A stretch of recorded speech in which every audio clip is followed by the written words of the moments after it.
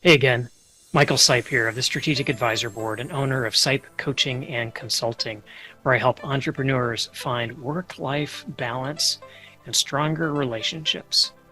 So on today's episode of Empowered Leadership, we're going to be talking about how to start changing an unhealthy work environment.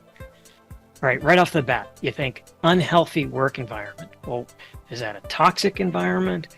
What kind of environment are you talking about? Well, anything that's depleting.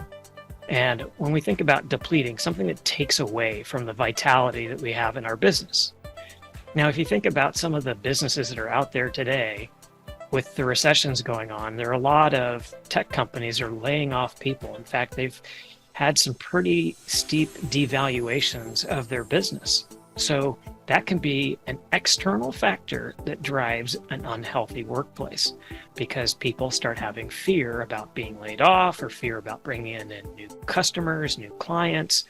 So when you have that kind of environment, that's one of those external factors that can drive to having an unhealthy work environment. And it can have a cascading effect, of course, where people become bitter or they become grouchy or they don't work together with other people well. All these things can add up. So when we think about how do we deal with that, how do we start changing that, it's pretty important to think about what are the causal factors. Is this something external like recession?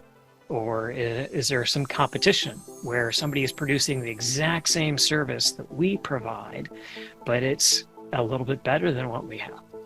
What are the causal factors? Or is it internal? Is it a workplace culture thing?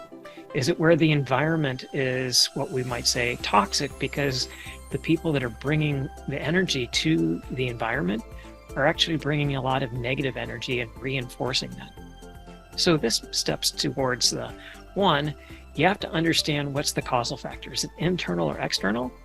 And then the second step is to build awareness around that. Understand what that cause and effect is, and make sure that the people that you feel are most impacted by that work environment can actually become aware themselves. And maybe it becomes an internal reflection on their part that, hey, maybe I'm contributing to this, or help them become aware that maybe it's not just them, but it's some other people that are contributing to the environment. So that's pretty important to create that awareness in an organization.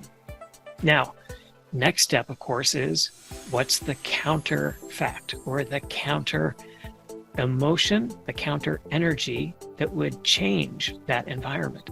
And so by counter, I mean, what's something that's the opposite, basically? What is something that is positive? What is uplifting or building? And then what are the behaviors associated with that that one can put into place?